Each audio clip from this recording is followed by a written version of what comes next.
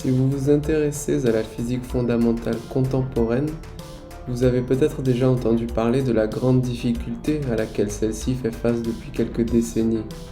Trouver la bonne manière d'inclure les phénomènes gravitationnels dans une description quantique. Il serait alors possible de décrire en principe tous les phénomènes connus dans une seule théorie unifiée. Ce projet reste jusqu'ici inachevé, malgré de gros efforts sur le plan théorique aussi bien qu'expérimental. Avec mon invité pour cet épisode, Antoine Tilloy, nous parlons de ces problèmes et de la possibilité qu'il faille trouver une autre théorie de la gravitation qui ne soit pas quantique au sens où on l'entend habituellement. Alors bonsoir à tous, je reçois aujourd'hui Antoine Tilloy qui est physicien. Bienvenue à nouveau sur Liberté Académique, Antoine. Merci Vincent, bonsoir.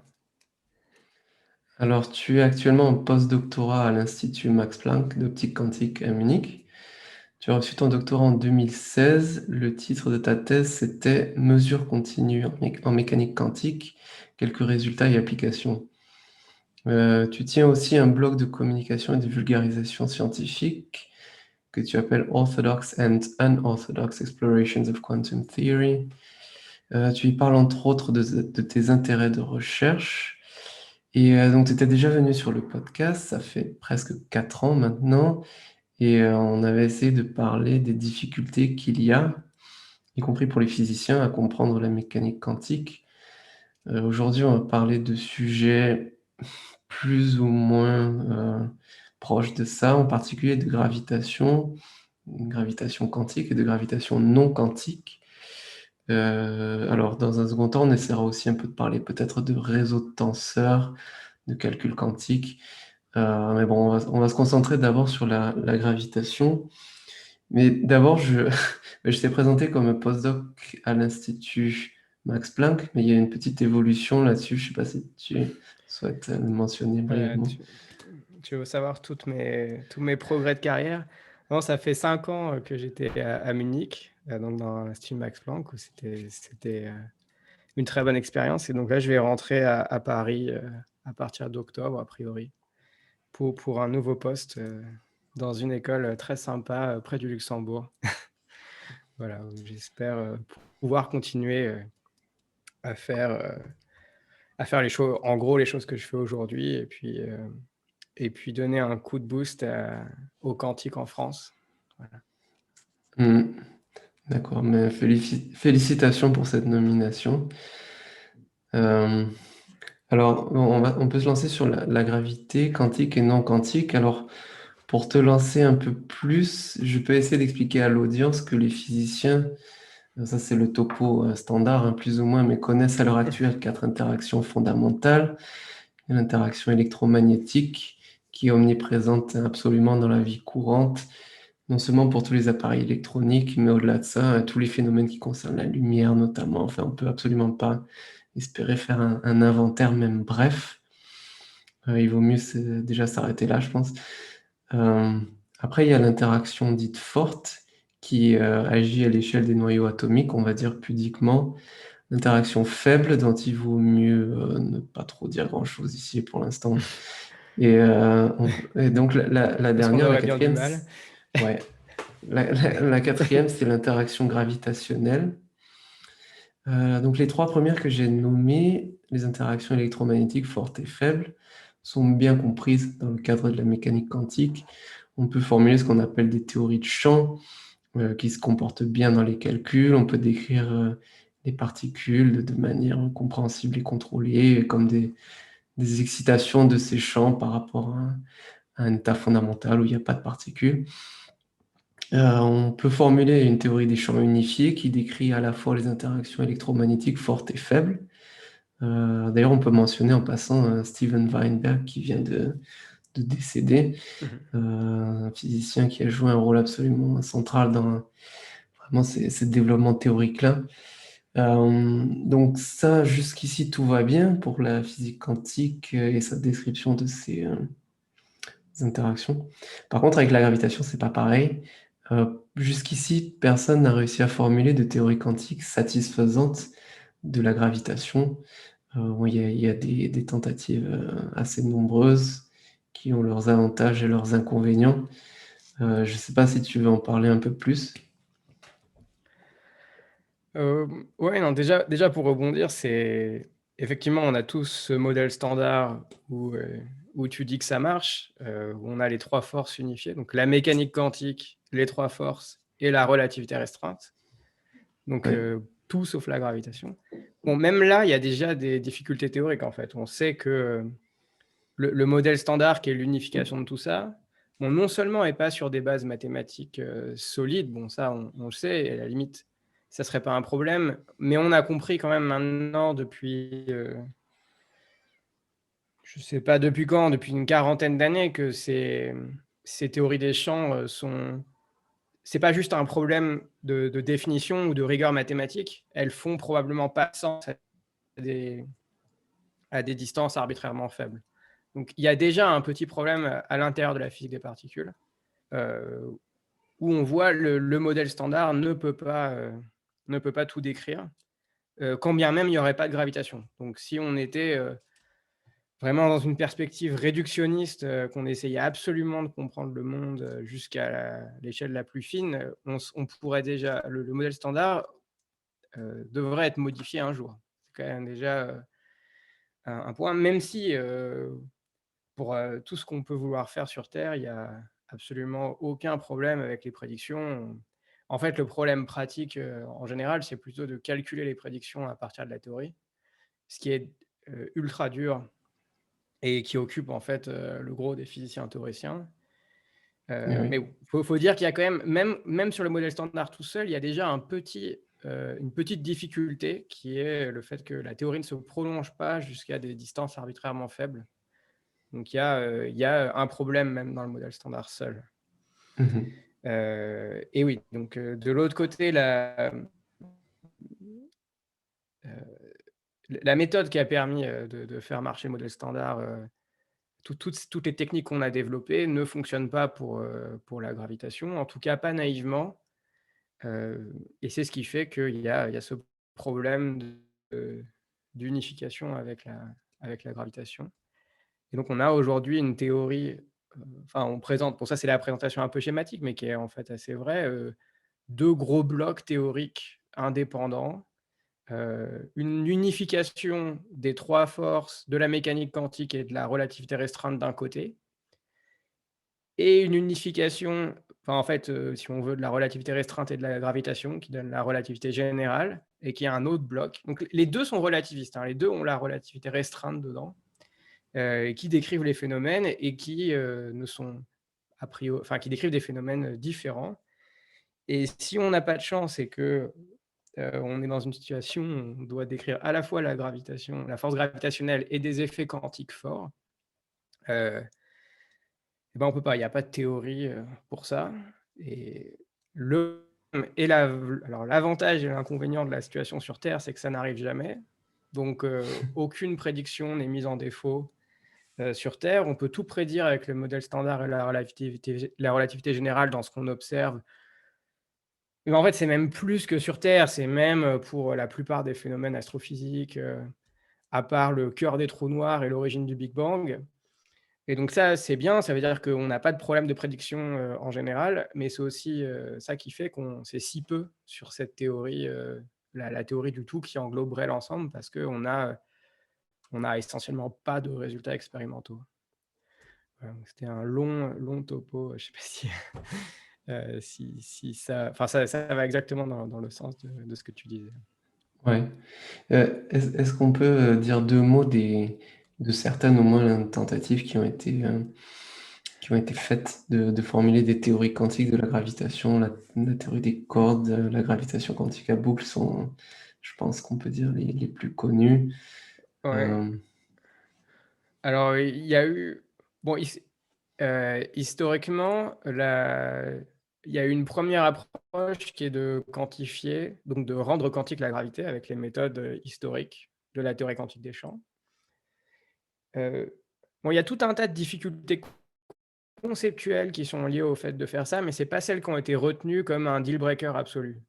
Même si, en fait, elles étaient peut-être aussi des deal breakers absolus. En fait, c'est un point technique le fait que la gravitation n'était pas renormalisable, donc on n'arrive pas à soustraire certaines divergences qu'on arrive à soustraire en théorie des champs, et qui a fait qu'on a déduit que cette approche ne marchait pas. Euh, à partir de là, il y a plusieurs options. Il y a abandonner les champs comme objets fondamentaux pour passer aux cordes. Donc, c'était l'idée de la théorie des cordes, qui en fait n'était pas faite pour la gravitation au départ, mais plutôt comme une autre approche à la physique des particules, et qui a donné gratuitement une gravitation quantique. Donc, c'était un des gros succès originels de la théorie des cordes. D'autres approches, on peut mentionner, surtout puisque toi tu es à Heidelberg où c'est un sujet actif, des méthodes de renormalisation différentes que celles qu'on avait utilisées jusqu'à maintenant en théorie des champs. Des gens ont développé des méthodes de renormalisation fonctionnelle, en gros des méthodes plus smart pour enlever les divergences de la théorie et espérer trouver une description à distance arbitrairement courte qui soit bien définie.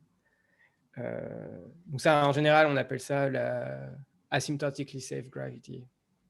Donc ça, c'est d'ailleurs au départ une idée de Steven Weinberg, dont on a parlé au début, qui est un des architectes surtout de l'unification électrofaible du modèle standard.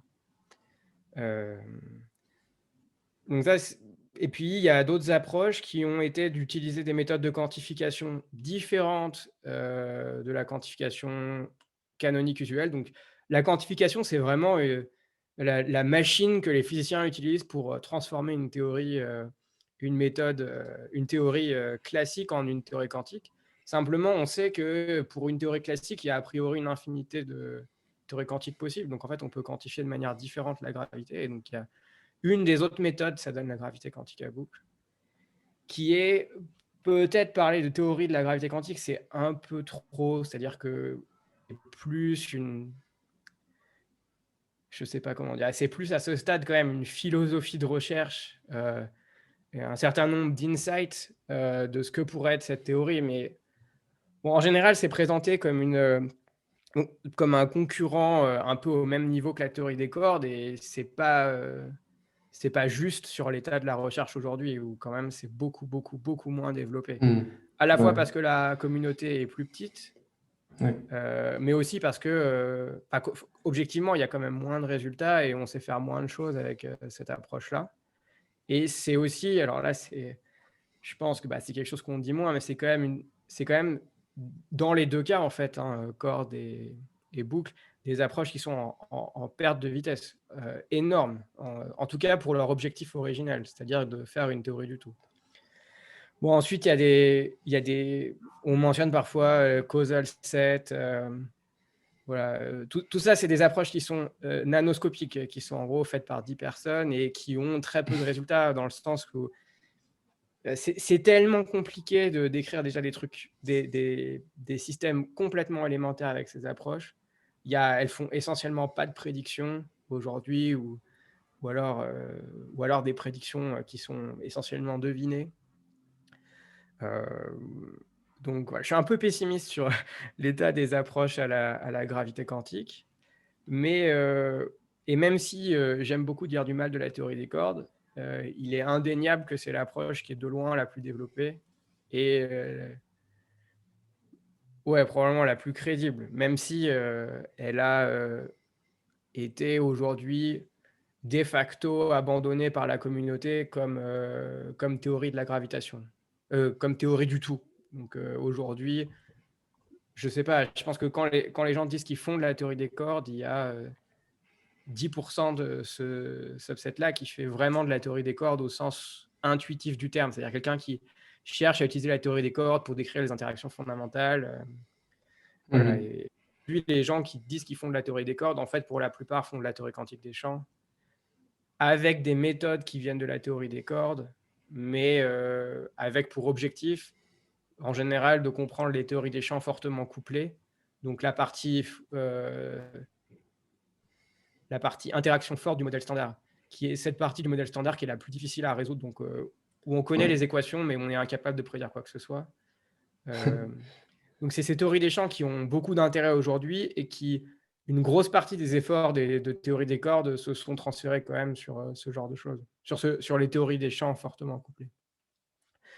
Euh, Et ça, c'est en particulier voilà, parce pour l'instant, il n'y a pas on va dire, de confirmation expérimentale, ou en tout cas, parce que il y a les gros accélérateurs de particules qui fonctionnent depuis des décennies. Et puis, bon, le boson de Higgs a été trouvé, mais c'est quelque chose qui était déjà prédit dans le modèle standard. Mais pour l'instant, il n'y a pas de signal net de truc qui va au-delà. Enfin, on sait forcément que, comme tu disais, que le modèle standard est incomplet. Il y a plusieurs raisons de penser ça, mais il n'y a pas de signal direct, quoi, par exemple, de particules qui n'est pas dans le modèle standard. Et c'est pour ça, quoi, si je dis pas de bêtises, que les gens se détournent progressivement oui, c'est un des domaine où il y cordes. a, où il y a pas de résultats expérimentaux. Voilà. Un espoir pendant longtemps, ça a été, donc c'est pour ça que j'ai mentionné ce problème du modèle standard au début, ça a été de faire d'une pierre deux coups. Et c'est un des aspects séduisants de ces approches type théorie des cordes aussi, c'est qu'on régularise la théorie à courte distance. Donc a priori, bon là je suis pas du tout expert, je sais pas quel est le consensus actuel sur le sujet, mais bon, la théorie des cordes, c'est pas une théorie qui est bien définie non plus, c'est au même niveau que la théorie des champs, probablement même un peu moins bien définie que la théorie des champs. Mais on s'attend, je pense, à ce que ce soit que ça donne une version régulière du modèle standard, en tout cas prolongeable jusqu'à des distances arbitrairement courtes. Donc ça résoudrait ce problème en donnant la gravitation. Et ça, c'est beaucoup de gens dans ce domaine pensent que la solution, enfin, résoudre la gravité quantique, c'est ce qui va régulariser la courte distance du modèle standard et donc résoudre ces deux problèmes indépendants en même temps. Par exemple, la gravité quantique à boucle qui n'attaque que la gravitation seule, la quantification de la gravitation seule, a priori dit moins de choses sur comment ça va s'interfacer avec le modèle standard. Et donc des gens avaient essayé de déduire des prédictions en physique des particules à Ouais. partir de ces théories, mais aucune n'a été observée et en fait, aucune avait réellement de raison fondamentale d'apparaître dans les accélérateurs. C'est-à-dire que les effets gravitationnels quantiques vont en général être beaucoup, beaucoup trop petits pour apparaître dans des collisionneurs, mais on peut fabriquer des modèles où ils apparaissent plus tôt. Voilà, et donc ces modèles qui sont a priori pas mieux que les modèles où on les voit jamais, bah, c'est ceux-là qui ont été falsifiés. Ouais. Mais voilà, je pense que la communauté avait beaucoup vendu ces modèles aussi un peu par opportunisme, c'est-à-dire pour dire non, mais ouais, quand on aura fait ce collisionneur, voilà, on pourra voir plein de trucs, donc c'est bien de le financer. Il y avait aussi quand même un argument de ce type. Voilà, et ça, Ouais. je pense que bah, on voit hein, donc le bouton de X, je sais plus quand il était, c'était en 2012, un truc comme ça, non, c'était il y a 10 Ouais, ans, à peu près, ouais. avec presque. Et petit à petit, les résultats du LHC qui n'ont rien donné, c'est aussi ça qui a contribué à vider ces domaines de recherche hein, de leur activité et à transférer vers d'autres domaines connexes euh, qui sont, je dirais, principalement aujourd'hui la théorie des champs. Donc, il y a un gros retour à la théorie des champs par des méthodes, pour certaines, qui viennent de la théorie des cordes, ou voilà, la correspondance holographique, tout ça. Des domaines dont je ne suis pas super fan, perso, mais voilà, je comprends qu'il y a... ça vient de grosses découvertes des théories des cordes, et c'est peut-être plus prometteur que la version originelle pour la gravitation. Mais voilà, ça, j'avoue que je suis d'assez loin, pour le coup, ce qui se fait là-dedans. Oui, alors dans ce paysage un petit peu ouais, pessimiste, enfin qui peut rendre pessimiste si on veut, tu as écrit pour La Science un article de communication scientifique, on va dire assez long, qui s'intitule « Et si la gravité n'était pas quantique ?» Donc ça, voilà, c'est l'accroche de Tu te doutes bien l'hypothèse. elle doit pas être de moi, je pense, mais Oui, oui. mais je suis assez d'accord avec le titre, hein. Ouais. C'est l'accroche d'une suggestion ou d'une proposition selon laquelle peut-être que finalement, enfin on peut le présenter comme ça, ça s'imbrique plus ou moins naturellement avec ce qu'on vient de raconter. Peut-être que finalement, si c'est si difficile de formuler une théorie quantique de la gravitation, c'est peut-être parce que c'est impossible. Si ça a l'air si difficile, c'est peut-être parce que c'est impossible, parce que la gravitation ne serait pas quantique. Est-ce que, Alors, voilà, c'est pas je te tellement laisse la parole. peut-être que c'est pas impossible, peut-être que c'est possible, mais que Ouais, c'est pas la réalité. ouais, Euh, d'accord. la, le point de départ, c'était que tout le monde s'est dit la gravité est quantique, Mm. fondamentalement, dans la vraie vie. Ce qui reste, c'est à en construire la théorie, le formalisme, Ouais, ouais, comment ouais, ouais. pour décrire ça. Mais il y a plein de, enfin, il est tout à fait possible que le formalisme mathématique existe et soit faisable, qu'on réussisse à le construire, même si c'est hyper dur. D'ailleurs, il est possible que la théorie des cordes, ça marche mathématiquement. Bon, Mhm. je sais qu'il y a plein de problèmes ouverts sur le sujet, je ne suis pas à jour de ce qui se fait, mais bon, je suis tout à fait prêt à admettre que ça marche. C'est en fait même pas la question. La question, c'est, même si on arrive à construire ces théories, est-ce qu'elles décrivent le monde? Ouais. Et il se trouve qu'en fait, il n'y a pas de preuve expérimentale que la gravité, soit nécessairement une force quantique.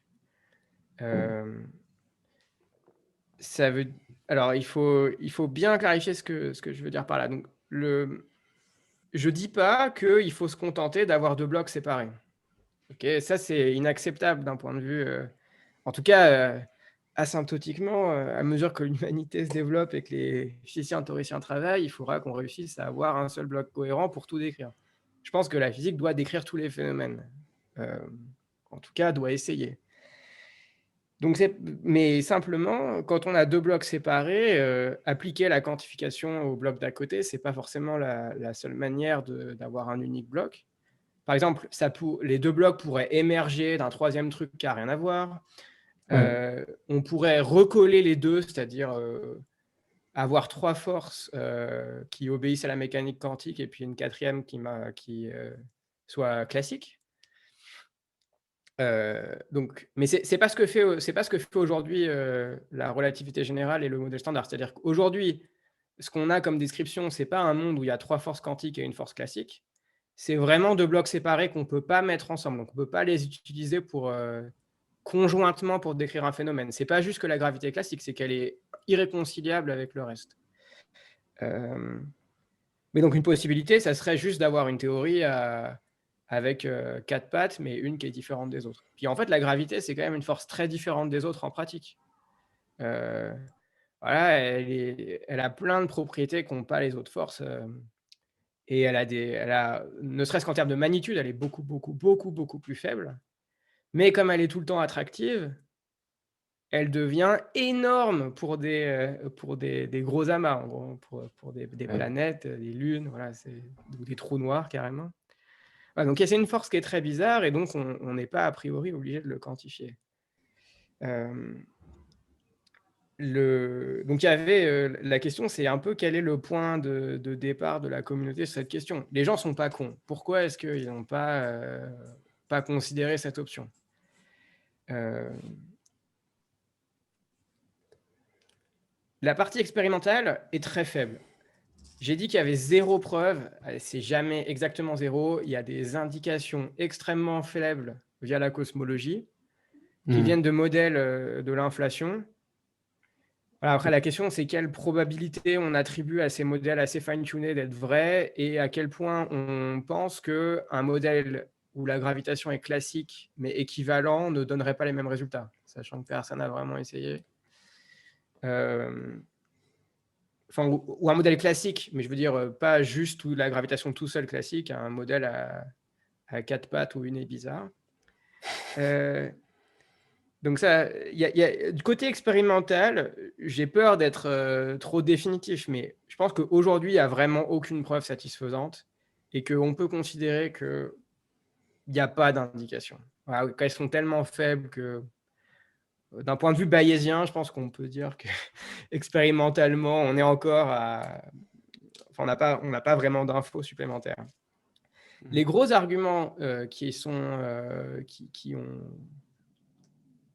ont vraiment fondé le choix de quantifier la gravitation, c'est des arguments d'ordre plutôt philosophique et presque histoire des sciences, et un argument théorique d'impossibilité. Donc lui, c'est le plus fort, hein, de très loin, hein, parce que s'il y a un théorème qui dit que c'est pas possible d'avoir une théorie à quatre pattes dont est bizarre, en gros, c'était ça le théorème, bah c'est mort.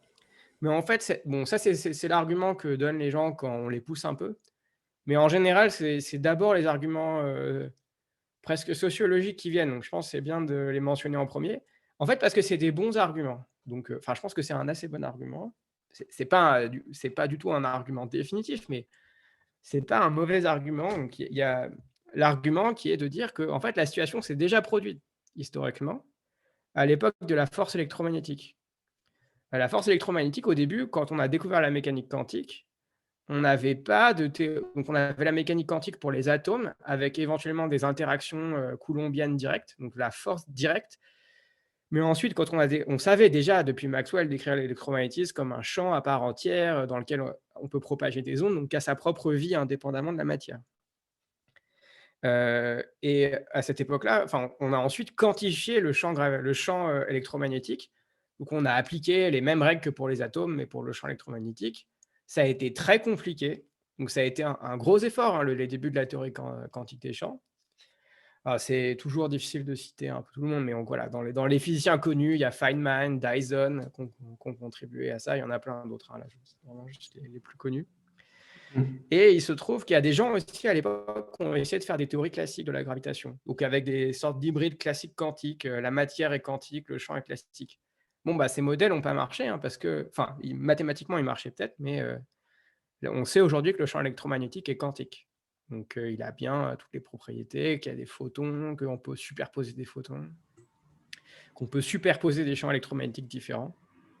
En gros, tout ce qu'on peut faire en mécanique quantique pour la matière, on peut le faire pour le champ, pour le champ qui est le vecteur des forces. Voilà, donc ça c'est un argument qui est des sceptiques comme vous, il y en avait, et puis ils ont eu tort. C'est pas hyper fort, mais quand même, en science, on progresse pas mal avec ce genre d'intuition, de dire qu'est-ce qui a marché avant, voilà. Ouais.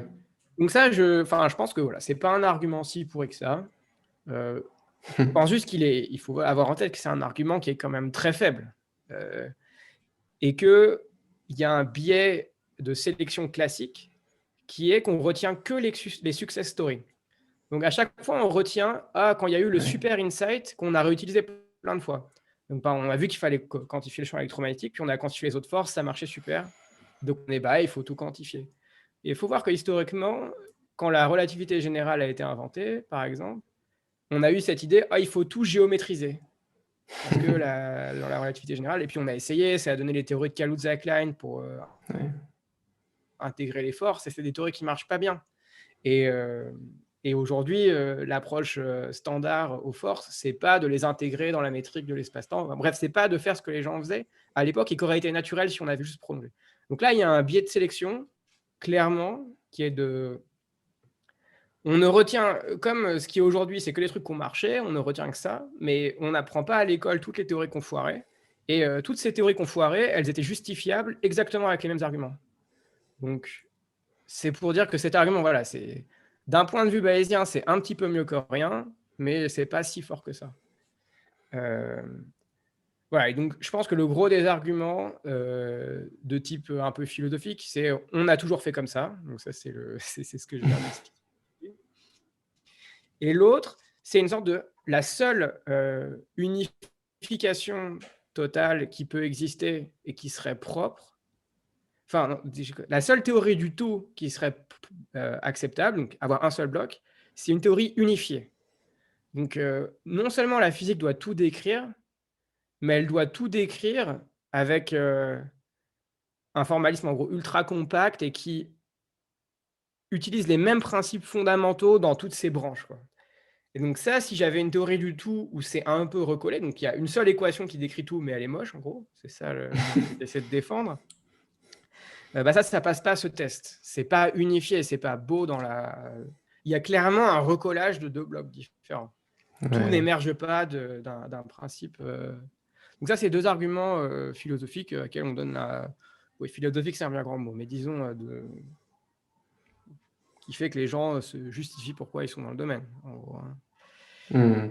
Voilà. Et il y a un vrai argument qui est les gens ont essayé, ça ne marche pas, et en fait, il y a même un théorème que c'est impossible. Alors là, il faut remonter l'histoire. Il y a un recollage possible. Donc peut-être avant de me lancer dans l'histoire. Si c'est vrai, alors ça écrase tous les autres arguments. Et les autres arguments servent à rien et c'est fini. Enfin, là, il faut arrêter d'essayer de faire ce que je fais. Et, enfin, c'est. Enfin, faut juste accepter qu'il faut quantifier la gravité. Donc, il faut vraiment regarder cet argument. Et cet argument, il vient des travaux de Möller et Rosenfeld, qui avaient essayé justement un recollage de la gravitation. Donc, ça s'appelle la gravité semi-classique. C'est-à-dire qu'on a toute la matière qui est décrite par la mécanique quantique, les trois forces, pareil. Et donc ça apparaît d'un côté de l'équation d'Einstein, et puis il y a la partie relativité générale, en fait, la courbure de l'espace-temps qui apparaît de l'autre côté. Et on recolle ça. On recolle les deux morceaux de l'équation avec... enfin là, je pense que ça ne sert à rien de rentrer dans les détails de la technique, mais avec une méthode qui est certes naturelle, mais pas la seule possible. Voilà. Ok, mais naturelle. Honnêtement, bon, moi j'aurais peut-être fait ça, enfin, je sais pas. Il se trouve que si on fait ça, tout explose. Donc, ça se voit pas au début, mais on peut faire des analyses un peu fines de ce qui se passe. On se rend compte qu'on peut envoyer des signaux plus vite que la lumière, que la règle de Born, qui est un des points fondamentaux de la mécanique quantique, est plus valable. Enfin, tout explose. Ça devient n'importe quoi. Il y a des paradoxes à l'appel qu'on peut dérouler. Donc, le gros des articles qui discutent des objections théoriques partent de ce modèle et montrent que pour une raison X ou Y, il ne marche pas. Mais en fait, il y a une centaine de raisons pour lesquelles il ne marche pas. C'est un modèle qui est complètement... Enfin, qui est falsifié de manière grossière, en fait. Qui ne... Même pour des situations de la vie courante, ne prédit pas les bonnes choses. Il n'y a pas besoin d'aller à un super collisionneur. Même la trajectoire de la Lune est fausse avec ce modèle. Enfin, bref, il y a plein de... Il y a des difficultés vraiment basiques qui ne sont pas si évidentes que ça, parce que pour une raison subtile, ce modèle modifie l'interprétation standard de la mécanique quantique. Et donc, il faut se rendre compte qu'il y a un problème, même avec la mécanique quantique, en fait. La mécanique quantique est cassée par ce modèle. Et donc, ça, c'est un peu un argument Mathieu, qui fait que ça a été abandonné à juste titre. Donc, c'est toujours utilisé comme théorie effective, mais ça ne peut pas être une théorie fondamentale qui décrit tous les phénomènes. Et ça, c'est convaincant. Donc, il y a une partie de l'objection, des gens qui ont essayé de réhabiliter ce modèle pour défendre le fait que la gravité pouvait être classique quand même. Je pense que c'est une erreur absolue. Le modèle, il est pourri. Il faut abandonner... Enfin, il ne faut pas essayer de le sauver avec des réinterprétations. Il y a trop de points qui déconnent dans le modèle. Donc, on peut essayer d'en corriger un ou deux, mais c'est comme ça fuit tellement de partout qu'on ne peut rien faire. Et donc, il faut revenir à la base, qui est que ce modèle, c'est un choix. Donc, il y a cette colle entre les deux morceaux de l'équation pour faire parler le modèle standard et la relativité générale. Elle est très naturelle, mais c'est elle qui fait tout déconner. Et la question que moi je me posais il y a, je ne sais plus, ça doit être il y a 6-7 ans maintenant, c'était est-ce qu'il n'existe pas une autre colle qui peut connecter ces morceaux? À l'époque, donc je faisais travailler sur ma thèse, la question c'était mesure continue en mécanique quantique. Et c'est un ensemble de techniques qui permettent de contrôler des petits systèmes quantiques, de les mesurer et de contrôler leur évolution.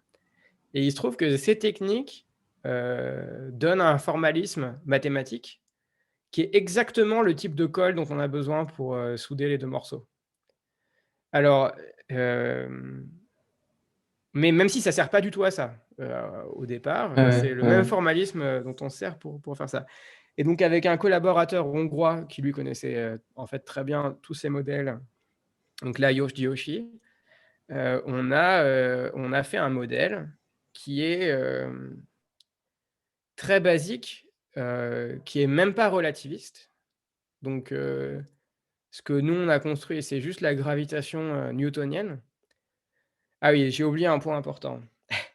Le point crucial, c'est que les problèmes que rencontre le modèle historique de Müller-Rosenfeld, donc que rencontrent les modèles avec la mauvaise colle, c'est des problèmes qu'on voit déjà à basse énergie, donc qui se manifestent même pour la gravitation newtonienne, même à la limite de vitesse faible et de masse faible. Ouais. Donc il n'y a pas besoin d'aller dans les trous noirs pour voir que ça marche pas. Ça marche pas même dans des situations de base sur Terre avec des petites masses et pas de courbure, enfin pas d'effets non triviaux dus à la courbure.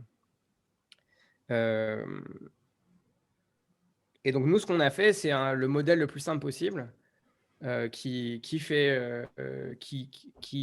fournit une colle qui marche, donc à ces énergies basses.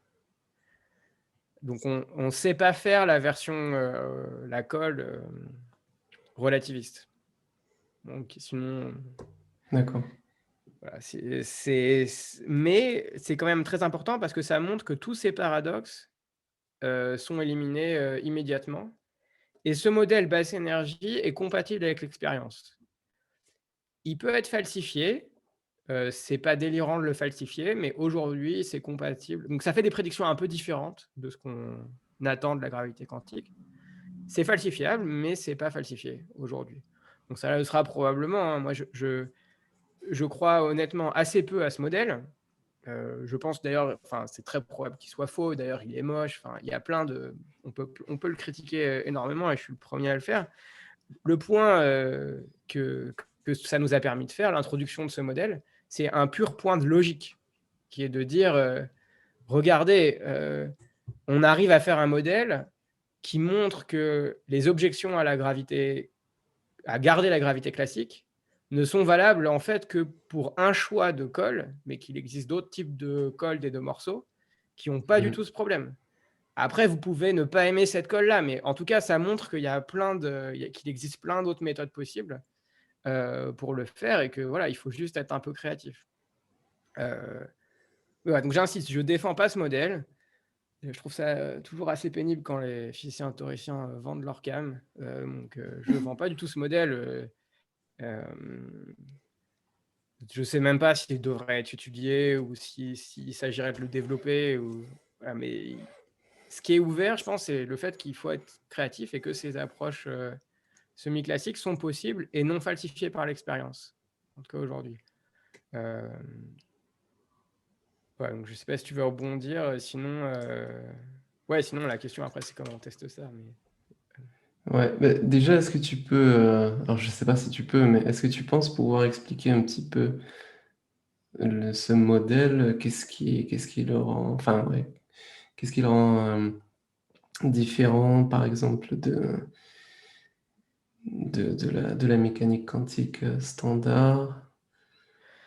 Ouais, je peux essayer. Donc effectivement, tu touches au fait que ces modèles où on recolle deux morceaux, ils sont très liés aux interprétations de la mécanique quantique. Pour une raison, en fait, qui est assez simple, c'est que la gravité, la relativité générale, la matière courbe l'espace, et ensuite, la matière bouge dans cet espace courbé, qu'elle a elle-même courbé, hein. Et donc là, il y a deux morceaux. Il se trouve que la partie comment la matière bouge dans un espace courbé, ça, on connaît déjà la théorie. Et c'est même vérifié. Donc c'est la théorie des champs d'espace courbe. C'est hyper compliqué mathématiquement. C'est probablement un des trucs les plus durs qu'on peut faire aujourd'hui. Mais a priori, ça marche. C'est l'autre partie, comment la matière courbe l'espace-temps, c'est la partie qui est compliquée. Et c'est la partie qui est ouverte. Et c'est sur cette partie-là qu'il faut trouver la bonne colle. Pourquoi? Parce que la matière, elle admet des superpositions. En tout cas, avec l'interprétation naïve de la mécanique quantique, on a une fonction d'onde. Bon, tout ce que je vais dire, et je suis un peu gêné d'aller si vite, mais bon, vous pourrez toujours écouter le podcast précédent où Ouais. je parle Bonne des porte de fondements sortie. de la mécanique Ouais. quantique. Mais donc cette fonction d'onde décrit, en tout cas naïvement, des superpositions de matière. Et si on veut garder la gravité classique, il faut que l'espace-temps, lui, reste unique, qu'on n'ait pas de superposition d'espace-temps différents, parce que dans ce cas-là, ça demanderait la gravité quantique. Oui. Donc ça veut dire que d'un côté de l'équation, on a l'équation d'Einstein, elle dit précisément comment la matière courbe l'espace-temps. Et donc on a un côté qui, a priori, admet des superpositions, l'autre pas. Et donc ça, c'est difficile de mettre le signe égal. L'idée de Möller et Rosenfeld, c'était de prendre, pour simplifier, le carré de la fonction d'onde. Et donc ça veut dire on prend toutes les superpositions ensemble, et puis on les pondère par la fonction d'onde, par leur poids, par leur probabilité, et toutes contribuent en même temps à courber l'espace. Et ça, c'est très intuitif, mais en fait, c'est ça qui fait que tout déconne. Parce que ce qui se passe, c'est qu'avec ça, le chat de Schrödinger, par exemple, interagit gravitationnellement avec lui-même. Donc dans l'expérience du chat de Schrödinger, le chat mort et vivant se parle gravitationnellement, se voit gravitationnellement. Et ça crée tout un tas de problèmes, même en fait pour la trajectoire de la Lune. Si la Lune, comme la Lune a une trajectoire un peu chaotique autour de la Terre, elle est petit à petit dans un état de superposition qui est en fait complètement décohéré, mais qui est vraiment une superposition au sens quantique, si on décrivait l'univers entier avec une fonction d'onde. Et donc, elle ne devrait pas du tout avoir la trajectoire qu'on voit là, si c'était décrit par Möller et Rosenfeld. Donc, on ne peut pas sommer toutes les superpositions et dire que c'est ça qui courbe l'espace. En fait, il faut se dire qu'est-ce qui, dans la mécanique quantique, joue le rôle de classique. Parce que Ouais. si l'espace-temps est classique, il faut que l'autre morceau de l'équation soit classique. Alors, un moyen de faire du classique avec du quantique, c'est de tout sommer, comme on fait Möller et Rosenfeld. Mais ça, on sait que ce n'est pas la bonne idée, parce que en pratique, déjà, on voit toujours qu'un des deux de la superposition, ou enfin, un de toutes les de la superposition. Ouais. Et donc, l'alternative, en fait, c'est de mesurer la superposition faiblement. Alors là, il y a toute une théorie, hein. C'est pour ça que j'ai eu du bol de faire une thèse là-dessus, parce que du coup, je connaissais bien toute la théorie pour faire ça. Mesurer faiblement, et le résultat de mesure de cette mesure faible, c'est ça qui courbe l'espace-temps. Donc ça mesure, donc la mesure dit il y a de la masse un peu là, et c'est il y a un peu là qui crée la courbure de l'espace-temps à cet endroit. Et ça veut dire que du coup, la gravité détruit les superpositions. Par le simple fait qu'elle existe, elle détruit les superpositions. Mais comme la gravité est très faible, en fait, c'est un effet qui est sous-dominant. Donc qui d'ailleurs expliquerait pourquoi il n'y a pas de chat de Schrödinger, parce qu'ils sont détruits à des grandes échelles, mais pose aucun problème pour décrire toutes les expériences en laboratoire où il y a des superpositions quantiques. Parce que l'effet de destruction de superposition est extrêmement lent dans ce type de modèle. Donc j'ai parlé de mesure, tout ça. Il faut voir que j'imagine pas que Dieu mesure, ou la nature mesure, ou je sais pas quoi. C'est juste pour dire que c'est le même formalisme mathématique. Mais évidemment, une fois qu'on a écrit les équations, avec cette intuition qu'on utilise les mêmes équations pour la mesure en mécanique quantique et les mêmes équations que pour du feedback d'une mesure dans la dynamique, ensuite on se dit, maintenant cette équation, elle est fondamentale, et puis c'est comme ça que la nature marche. On ne se dit pas, c'est la mesure en mécanique quantique. Voilà, donc c'est l'explication très, très grossière des deux types de cols, et pourquoi ça demande quand même de un peu modifier la mécanique quantique dans la deuxième option. Parce qu'il faut que j'ai ce mécanisme de réduction des superpositions macroscopiques. Voilà. C'est en gros le modèle. Après, il y a sûrement d'autres méthodes pour le faire. Mais ça, c'est une méthode qui est très propre, dans le sens que ça conserve l'interprétation probabiliste de la mécanique quantique. Et donc, on peut démontrer en 3 lignes qu'il n'y a aucun moyen d'envoyer des signaux plus vite que la lumière. Mhm. On peut imaginer d'autres manières d'empêcher que les équations envoient des signaux plus vite que la lumière, mais en général, ça peut être des preuves ultra non triviales. Là, l'avantage, c'est que comme on préserve toutes les propriétés usuelles de la mécanique quantique, en tout cas, tout le formalisme, tout l'appareil prédictif de la mécanique quantique, dans sa formulation orthodoxe, même si on modifie un peu la base, tout reste valable dans la version modifiée. Et donc, c'est ça qui fait que c'est facilement utilisable. Et d'ailleurs, on n'a aucune difficulté pour faire des prédictions avec le modèle.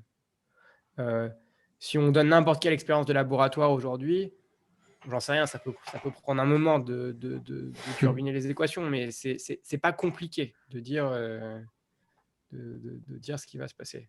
Enfin, d'ailleurs, ce qui va probablement pas se passer, mais ce qu'il faudrait regarder si on croyait au modèle. Ouais. J'appelle à nouveau, je pense, l'audience à aller jeter un œil à notre précédente interview. Ça peut aider certaines personnes si elles ont eu du mal C'était il y a avec 4 ans, j'espère que je suis certains toujours points. d'accord. J'espère que je suis toujours d'accord avec ce que je disais à l'époque. Mais normalement, je crois Ouais, que ça va. Je suis à peu près d'accord avec ce que je pensais à l'époque sur les ok, fondements de la mécanique ok. quantique. Il faut savoir pour notre audience que c'est un sujet en général, les fondements tabous dans le milieu. Donc, Ouais, ouais, les amitiés c'est se vrai. défont sur des débats, houleux pendant les conférences sur ce sujet. Hmm, c'est vrai. Est-ce que, comme dernier point sur la gravitation quantique slash non quantique, on peut parler de ce projet d'expérience de... comment s'appelle ce monsieur? Bosse? Sugato, c'est Ouais, ça? c'est ça. Oui, Sugata Boss. oui, ça, c'est un point qui est intéressant. Bon, même si je dois avouer que je connais pas bien l'expérience, en tout cas les détails et sa faisabilité. Il y a un point qui est très intéressant et qu'on n'a pas mentionné jusqu'à maintenant, qui est la testabilité de la gravité quantique. Et là, ces nouveaux développements dont j'ai parlé du côté de la gravité semi-classique réouvrent l'intérêt sur le sujet. Alors, je le dis d'autant plus facilement que j'ai 0 papier sur la partie de ces expériences intéressantes. Donc, c'est surtout Sugato qui a fait ça et Mhm. qui sont des super papiers. Le point, avant, les gens étaient très pessimistes parce que les effets de gravité quantique sont faibles. Et en fait, on connaît, quand on dit qu'on n'a pas de théorie de la gravité quantique complète, il se trouve qu'on sait quand même écrire la gravité quantique au premier ordre en théorie des perturbations. Et Mhm. celle-là, elle doit être commune à toutes les approches. Donc, quand on a la gravité classique, on sait faire, la gravité complètement quantique, on ne sait pas, mais la gravité avec les premières corrections quantiques, ça, a priori, c'est bon. Mhm.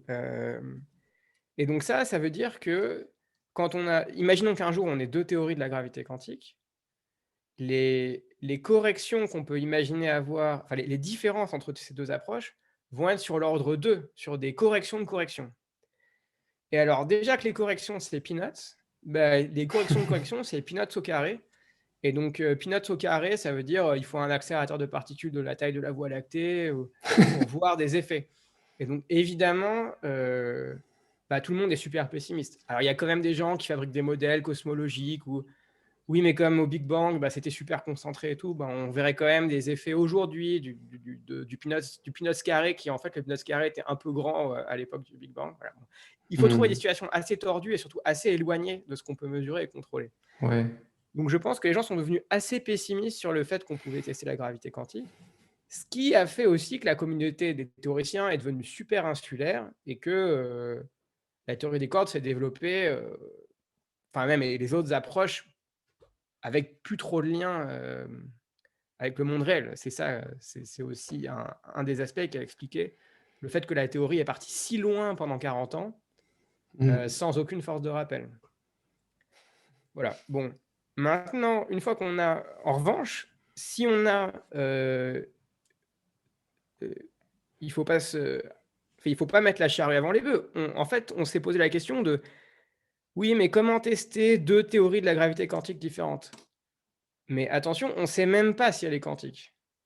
Donc il y a une expérience qui est a priori plus simple, qui est de dire: «Est-ce qu'on peut faire une expérience?» Et c'est ça qu'a fait Sugato. «Est-ce qu'on peut faire une expérience, heu, qui nous dit si la gravité est quantique ou pas? Ou si c'est une autre approche?» Si possible, en étant assez agnostique sur le modèle, sur les modèles dans les 2 cas. C'est-à-dire, avoir une expérience qui dit assez facilement si c'est dire qui dépend pas éventuellement de mon modèle pourri pour le recollage, mais qui serait valable pour une grande classe de modèles. Et c'est justement ce qu'a fait Sugato, c'est-à-dire que ça dépend pas des choix de modèles. Bon, l'avantage des modèles qu'on a mis en avant avec la Yoshi, c'est que ça montre que l'ensemble est non vide. Donc ça, c'est bien. C'est-à-dire qu'il existe des modèles avec ces propriétés. Et donc, on a 2 grandes classes de modèles. Bon, évidemment, une infiniment plus développée, hein, les modèles de gravité quantique, mais un autre qui Ouais. est non vide et qui fait des prédictions. Et l'avantage, c'est que les prédictions, elles diffèrent à l'ordre peanuts, pas peanuts Mmh. carré. Et donc, c'est a priori, donc c'est quand même dur, hein, mais c'est faisable. Et le point, la manière de les tester, c'est de savoir si la force gravitationnelle peut créer de l'intrication. Si on a 2 particules qui sont initialement non intriquées, le champ électromagnétique peut les intriquer. Bêtement, elles peuvent échanger un photon, mais même sans parler de photons, en fait, elles peuvent s'attirer, se mettre dans un étalier où il y aura de l'intrication. Hem, voilà, donc ça, c'est une force quantique, on sait que ça peut créer de l'intrication. Et les modèles qu'on a développés et les modèles, auxquels on peut raisonnablement penser qu'on accepterait d'appeler gravité classique ou gravité semi-classique ou la gravité reste classique, la matière quantique. La gravité ne devrait pas avoir cette propriété-là. Parce que comme elle Mmh. admet pas de superposition, ça paraît bizarre qu'elle, génère de l'intrication. Et on peut en fait, c'est ce que Sugato fait, c'est qu'il prend ça comme définition de la gravité, classique. C'est toute théorie où la gravité ne permet pas de créer de l'intrication. Cette définition a été ultra débattue, la communauté s'est entre-déchirée pour savoir si c'était une bonne définition. Parce qu'on peut évidemment pinailler à l'infini, trouver des modèles où oui, mais en fait, la gravité classique, elle crée quand même bon, moi je pense que c'est quand même des discussions, de l'ordre de, il faut se calmer. Globalement, la définition, elle est bonne, je pense. Enfin, c'est en tout cas une bonne définition de travail pour faire des progrès dans le domaine. Ouais. Et donc maintenant, Ouais. ça on peut faire on peut se dire: «OK, expérimentalement, comment est-ce qu'on teste si la gravité, permet de créer de l'intrication entre 2 particules?» On a une bonne manière de détecter l'intrication, c'est de faire l'expérience de Bell. Donc ça, on a, il y a un moyen on sait faire des mesures sur un système quantique qui permet de dire: «Oui, non, il a été intriqué». De manière, telle qu'il y ait pas de débat et qu'il ne soit pas sujette à l'interprétation.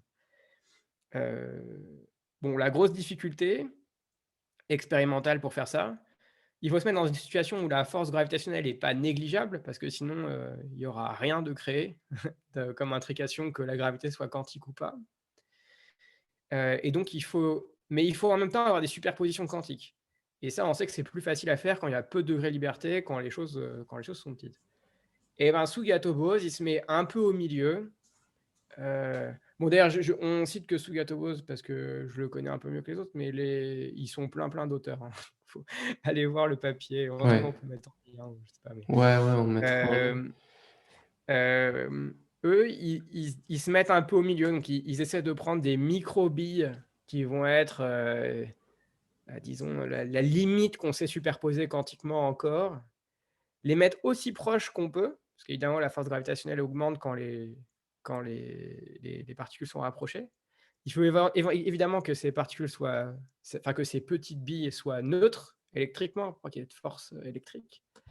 Mais malheureusement, on apprend en physique que même des corps neutres en fait s'attirent électriquement avec les forces de Van der Waals ou le simple effet Casimir en fait est suffisant pour créer de l'intrication. Et l'effet Casimir, qui est le fait que l'effet Casimir, c'est le fait que si on met 2 objets très proches, en fait, il y a une interaction résiduelle à cause du champ électrique. Euh, une attraction qui est beaucoup plus faible que l'attraction coulombienne usuelle, mais qui existe. Et comme la gravité est très faible, en fait, la force de Casimir est vite beaucoup plus grosse que la force gravitationnelle si on les met trop près. L'avantage de Casimir, c'est que ça décroît très très vite avec la distance. Ouais. Et donc, ils les mettent aussi proches que possible, tel que Casimir soit pas trop grand. Et puis, ils mettent là, je suis plus sûr, mais peut-être un diélectrique entre les deux. Enfin, ils ont un moyen de réduire l'effet de la force de Casimir. Et ils mettent tous les chiffres, voilà, ils le calculent pour voir est-ce qu'on pourrait voir de l'intrication. Bon, après, il y a un setup pour créer l'intrication, mais je pense que ça sert à rien de rentrer dans le détail. Une grosse partie de l'astuce, c'est d'ailleurs de comment est-ce qu'on crée l'intrication, puis ensuite la mesure. Il faut transférer ça à des degrés de liberté de spin qu'on mesure plus facilement. Mais bon, là, c'est de la technique. Le point est qu'à la fin, ils arrivent à une expérience qui n'est pas faisable. C'est-à-dire qu'aujourd'hui, on ne peut pas la faire. Cependant, ils arrivent, alors là, et là, je parle, je répète bêtement ce que m'ont dit des collègues expérimentateurs, ils arrivent à des chiffres qui sont complètement infaisables, mais pas délirants. C'est-à-dire qu'on peut imaginer, avec les progrès de fou qu'on fait dans le domaine, que dans 20 ans, ce soit faisable, ou même un peu avant. En D'accord. tout cas, ce n'est pas un accélérateur de particules de la taille de la Voie lactée. On est sur quelque chose où on peut imaginer que ce soit faisable dans un laboratoire de petite taille. En fait, c'est des expériences à très basse énergie. Ouais. Et ça demande juste de faire les choses mieux, plus pures, plus propres, mieux contrôlées, pas d'avoir des énergies de fou. Et typiquement, si on regarde le progrès des qubits supraconducteurs, de toute cette physique à basse énergie, les progrès sont très très rapides. Voilà, alors que par exemple la puissance des accélérateurs, là on est limité, quoi. Si on veut augmenter la puissance des accélérateurs aujourd'hui, on l'augmente de pas beaucoup et on l'augmente en faisant un accélérateur qui fait 100 km de circonférence. Donc on voit que c'est un domaine où où les progrès sont quand même plus limités, sauf à trouver une méthode complètement nouvelle d'accélération. Et donc ça c'est le papier de Sugato-Bose, voilà, c'est pas quelque chose qui est faisable aujourd'hui, mais ça montre, puis déjà c'est juste une première proposition d'une option pour tester. Mais ça montre que c'est pas du tout fermé, que là où comparer deux théories de la gravité quantique, ça paraissait complètement impossible, et d'ailleurs c'est probablement impossible, et ça va peut-être probablement le rester. Savoir si la gravité est quantique ou pas, c'est quelque chose que en tout cas, je pense que je saurais avant de mourir. Et bah ça, c'est bien pour un physicien, c'est stimulant. C'est en tout cas plus stimulant que si on pense qu'on ne saura jamais. C'est sûr. Ok. Ben oui, c'est un optimisme mesuré. Peut-être pour conclure sur ce sujet, tu souhaiterais rajouter autre chose encore sur ce sujet-là? Non, bah, je pense qu'on a fait plus ou moins le tour de la question. J'espère que mes collègues en physique de hautes énergies qui font de la théorie des cordes ou d'autres approches en parleront encore après. Ok. Alors, on s'est proposé de parler aussi plus brièvement, je pense, d'un autre sujet sur lequel tu travailles aussi, peut-être même davantage, je suis pas sûr, mais qui est les réseaux de tenseurs. Oui. Ouais, je travaille maintenant, je sais pas, 3 ou 4 fois plus sur les réseaux de tenseurs que Ouais, sur ces modèles de gravité semi-classique qui vivent leur vie maintenant. Enfin, maintenant, ces modèles dont on a parlé, c'est des échelles de temps longues, hein. Il va falloir petit à petit tester. Il y a d'autres gens qui les développent. Quand il y a des conférences, j'y vais, ou en tout cas, je suis ce qui se passe, mais je suis un peu moins actif. d'accord. Je suis un peu moins actif sur la construction de ces modèles, et je fais beaucoup ces réseaux de tenseurs, où là, le Ok. problème est complètement différent, le problème qu'on se pose. Ouais. Donc là, initialement, la question qu'on se posait, c'était vraiment de savoir quelles sont les lois fondamentales de la nature. Est-ce qu'il y a un seul bloc qu'on peut unifier?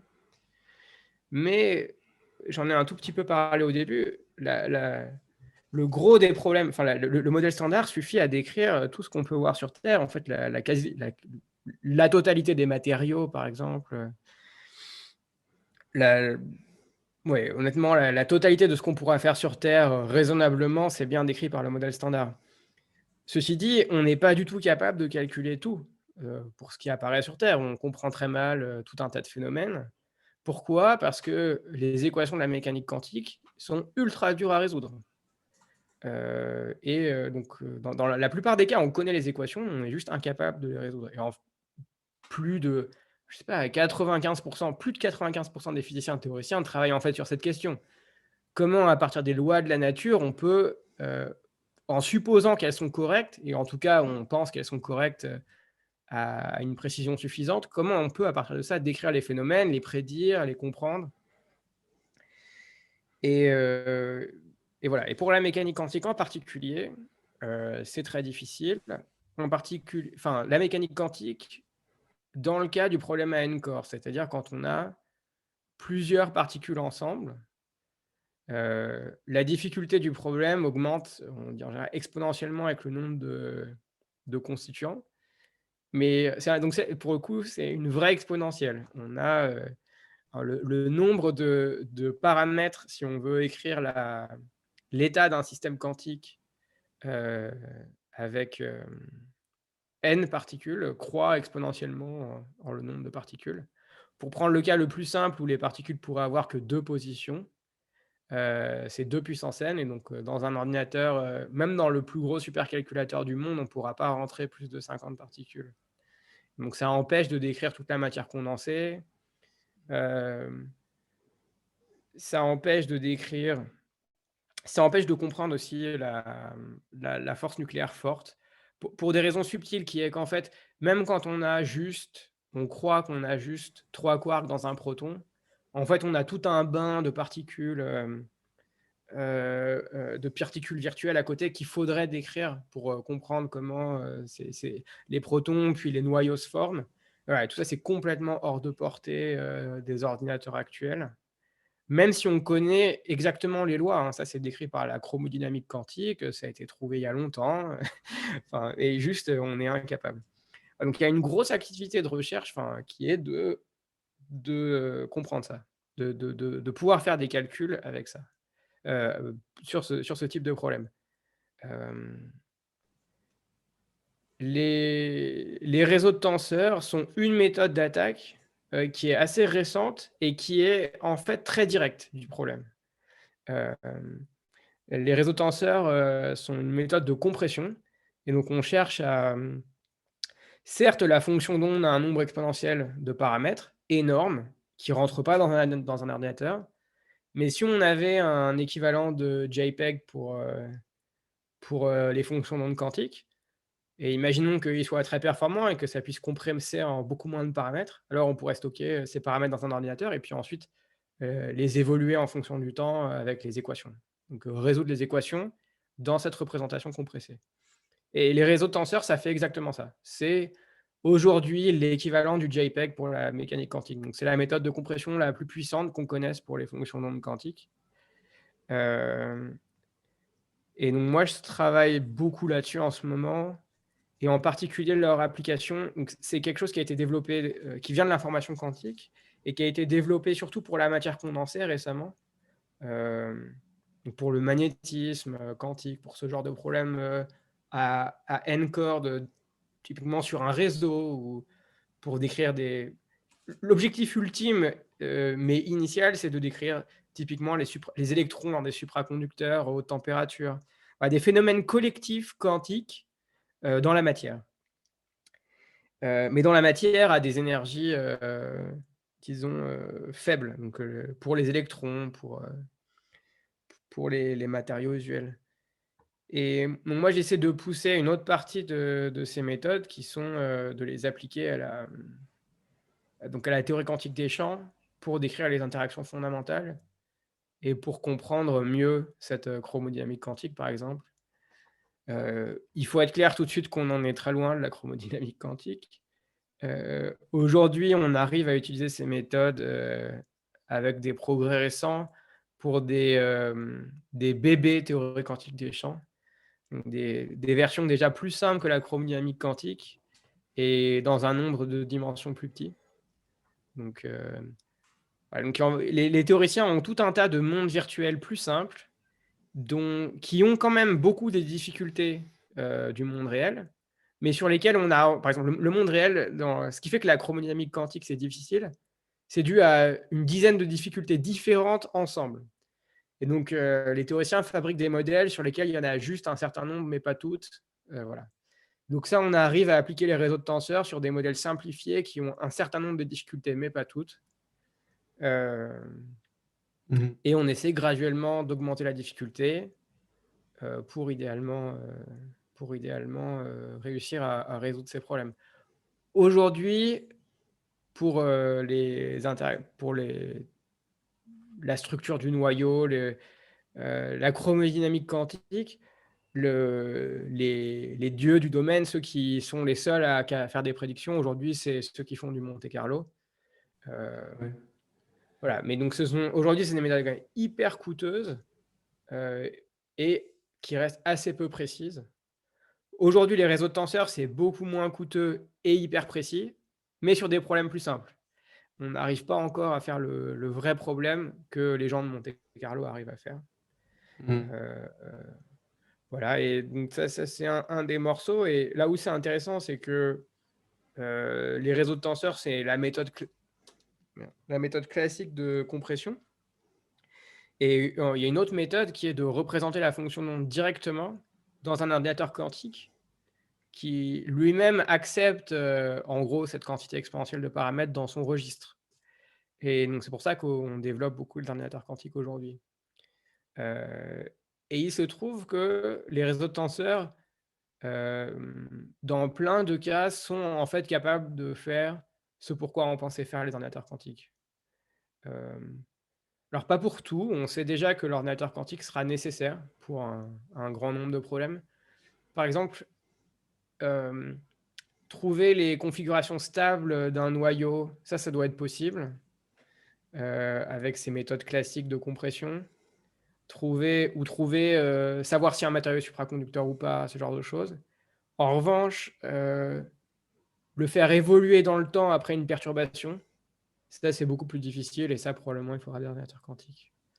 Voilà, donc le gros de mon pour résumer, hein, le gros de mon activité, c'est comment résoudre ces équations de la mécanique quantique quand il y a beaucoup de degrés de liberté, et l'approche, de base, c'est de les compresser, d'essayer de les compresser avec des méthodes plus ou moins élaborées à base de réseaux de tenseurs. Après, ce que font exactement les réseaux de tenseurs, ça, c'est un peu compliqué, et puis je pense que ça sert à rien. Enfin, Ouais, heu,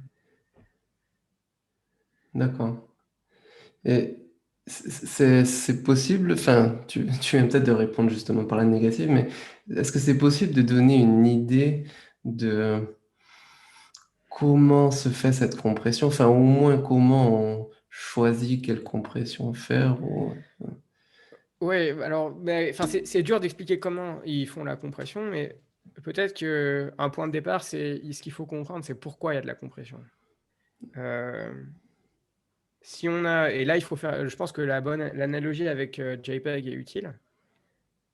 Si j'ai une image complètement aléatoire, des pixels aléatoires, ça, c'est totalement incompressible. Il y a pas de moyen de réduire parce que l'information est pas condensable en quelque chose de plus petit. En revanche, si j'ai des images de chats et de chiens, là, il y a beaucoup de structure, en fait, dans ces images, et là, l'algorithme de JPEG, qui va en gros tronquer les modes de Fourier élevés, hem,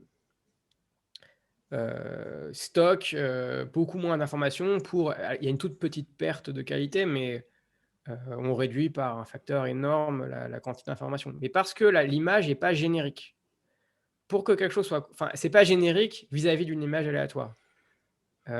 Toutes les images qu'on a dans la vie de tous les jours sont des images où il y a en fait beaucoup de structure, et la compression se contente d'encoder cette structure, en fait. Elle n'encode pas tous les pixels un par un. JPEG ne code pas les pixels un par un, contrairement à un code naïf. Donc en fait, il faut trouver quel est l'analogue, en mécanique quantique, de ce fait de ressembler à un chat, ou le fait d'être une image typique, et il se trouve que, on avait compris on a compris assez vite que, les états de basse énergie dans lesquels les systèmes relaxent naturellement en mécanique quantique sont beaucoup moins intriqués qu'un état aléatoire. Mais quand on dit beaucoup moins, c'est infiniment moins intriqué qu'un état aléatoire. Et on peut représenter abstraitement cette structure de l'intrication.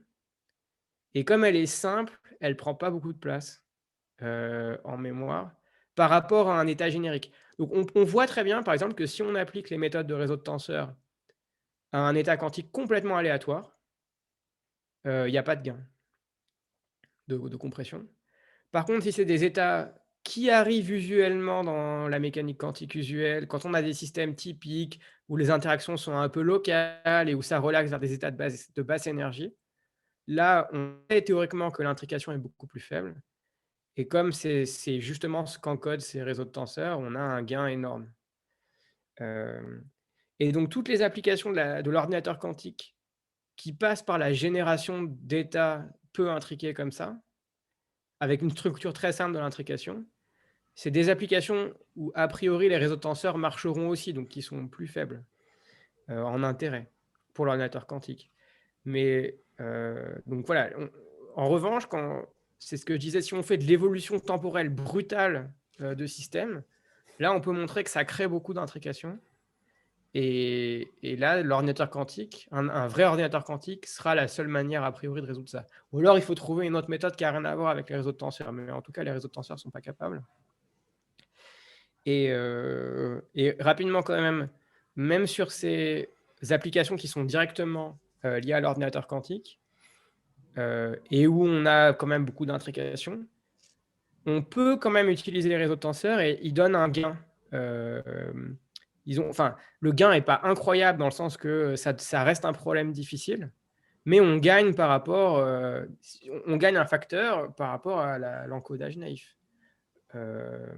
Parce que même ce que génère l'ordinateur quantique n'est pas forcément l'état le plus intriqué possible. Ça peut être un truc typique, mais pas. Mhm. Et il se trouve que c'est avec ça que Xavier Vintal à Grenoble et ses collaborateurs ont simulé classiquement l'ordinateur quantique de Google en utilisant des méthodes de réseau de tenseurs. Mhm. Et donc, il se trouve qu'aujourd'hui, alors il faudrait éventuellement l'inviter pour qu'il confirme, mais avec leur dernière simulation, ils savent donc il y a un papier qui avait été publié, mais où ils simulaient un truc qui était un micro-poil plus simple que l'ordinateur quantique de Google. Et là, ils l'ont refait, je crois, et je crois que maintenant, ils en sont vraiment à simuler Google et même des trucs plus gros que Google, que l'ordinateur quantique de Google. Donc on est toujours, aujourd'hui, les réseaux de tenseurs, même pour des problèmes qui ne sont pas faits pour eux, c'est-à-dire des problèmes où on a fait exprès qu'il y ait beaucoup d'intrications, ça reste la meilleure méthode de simulation classique et surtout, ça bat l'ordinateur quantique actuel. Et évidemment, asymptotiquement, quand on aura des Ouais. très gros ordinateurs quantiques avec très peu d'erreurs, ce qui n'est pas le cas, ça éclatera les réseaux de tenseurs pour ces applications. Mais voilà, on est Mhm. aujourd'hui dans une situation où les réseaux de tenseurs restent dominants. D'accord. Est-ce que tu souhaiterais ajouter autre chose sur les réseaux de tenseurs ou tu penses qu'on peut s'arrêter là? Euh, non, bah comme j'ai été très optimiste, je veux pas non plus survendre la méthode. Euh, ouais, c'est un domaine où on a quand même pas mal de difficultés aussi. On a beaucoup de mal à sortir des modèles jouets. Donc, ce que j'ai dit, c'est modèles simplifiés du monde réel. Là-dessus, les réseaux tenseurs, ça explose tout. Mhm. Mais on a du mal à mettre tous les morceaux en même temps. Donc, on a du mal à mettre toutes les. C'est pour ça qu'en pratique, si on veut simuler un problème de matière condensée en 3D, on va utiliser d'autres méthodes comme la DMFT, ou enfin, il y a tout un tas d'autres méthodes. Je dirais qu'ils sont un peu moins, en tout cas d'un point de vue conceptuel, qui offrent moins de garanties conceptuelles que ça doit fonctionner. Parce que les réseaux de tenseurs, il y a des très fortes garanties que la compression est efficace, dans quelle situation, il y a même des théorèmes. Mais en fait, les méthodes historiques restent plus performantes que les réseaux de tenseurs pour tout un tas de problèmes pratiques, parce qu'on n'arrive pas en fait encore à... on sait que si on réussissait à bien le coder en mode réseau de tenseurs, il devrait y avoir un gain, mais voilà, il y a encore beaucoup de travail à faire. Et donc c'est un domaine un peu hype où comme on a éclaté des modèles jouets, bah, on est confiant que ça marche et ça motive beaucoup l'intérêt pour le sujet. Mais voilà, faut être clair que l'état de l'art aujourd'hui, pour des problèmes en 3D, donc des vrais problèmes du monde réel, ça utilise en fait assez rarement ces méthodes-là. Et aujourd'hui, on est confiné. C'est des méthodes qui deviennent beaucoup, beaucoup plus coûteuses avec la dimension, hein. Donc pour ça que j'insiste beaucoup sur la dimension de l'espace. En 1D, c'est la meilleure méthode et de loin, il y a rien qui compare. En 2D, c'est, tout juste la meilleure, je pense. Enfin, on peut débattre dans certains cas, mais je pense que c'est maintenant la meilleure. Et en 3D, on n'y est pas. Et donc il y a quand même pas mal de travail dans le milieu. Et là, on est un peu absorbé par le défaut classique des théoriciens. Heu, Moi le premier, hein, c'est la fascination pour les toy modèles, pour les modèles jouets. Et on finit par préférer les modèles, simplifiés au monde réel et à ne plus simuler que ça et à ne plus regarder que ça comme benchmark. Alors que derrière, ce qui compte, c'est quand même les vrais matériaux, c'est quand même la chromodynamique quantique si on s'intéresse, aux interactions fondamentales. C'est les vraies équations de la mécanique quantique, des vrais problèmes. Et voilà, donc ça, je pense que c'est la prochaine étape, ça va être de réussir à faire ça, dans les réseaux de tenseurs. Ah, c'est une méthode qui est assez jeune, hein, donc ça date d'idées assez anciennes qui datent, des années 90, mais il y a eu une vraie révolution. Dans les années 90, on savait faire que la dimension 1, en fait, et c'est l'ouverture aux plus grandes dimensions, qui date, de la fin des années 2000, qui a vraiment démarré le domaine. Et Munich est un des 3 gros centres mondiaux sur le sujet. Donc c'est aussi, j'ai naturellement, j'ai pris le train en route en arrivant en postdoc, il y a 5 ans. Ok. D'accord. Bah écoute, ouais, ça te va si on s'arrête là? Bah oui, bien sûr, c'était un plaisir de discuter avec toi.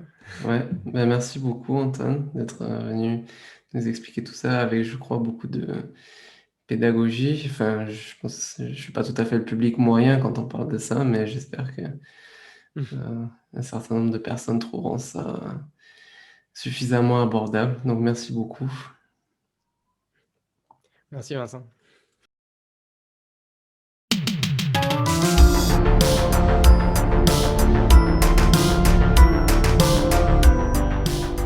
Merci d'avoir écouté Liberté Académique. Nous sommes un podcast science, esprit critique et liberté. Nous interviewons des chercheurs, enseignants et auteurs ayant des idées intéressantes et qui défendent la pensée libre, rationnelle et empirique.